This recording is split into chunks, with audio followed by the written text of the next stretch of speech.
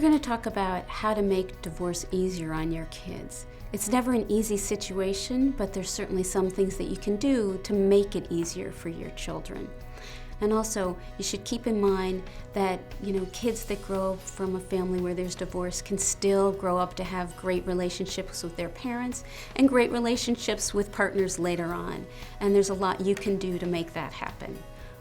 First thing is, make sure you talk to your kids and involve them so that they're up to date on changes and information, that you don't spring things on them. You want to make sure you give them accurate information that's appropriate to their age. Then, the biggest thing that you can do is when you're divorced, you're still parents to that child, which means you have to parent together as much as possible, as hard as that is. You may not be getting along as individual partners, but you need to find a way to get along as parents together. As parents, there's a couple of things that you need to keep in mind. One is that you're parenting together, and that you have the best interest of your child, not your own interest at heart. And sometimes that's very difficult to figure out. And you may need help at times figuring that out. And your children may need help with a professional to talk about how they're doing.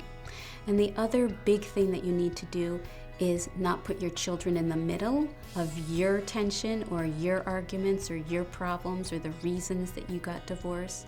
And you don't want to have your children be the messenger back and forth. And you also don't want to be someone that badmouths the other parent, because at the end of the day, that child has a relationship with that parent. And you need to figure out how to help them have that relationship and have them figure that out. Just like you want the other partner to make sure that you get to develop your positive relationship with your child. Sometimes that's difficult, but the more you can think about your parenting job different than what your ex-partner job is, the better it will be. And if everyone is having difficulty, get somebody else involved to help sort it all out so you can preserve those relationships. And they can see that even though people didn't get along, actually, to live as partners, they can certainly get along as a unit and as a family going forward.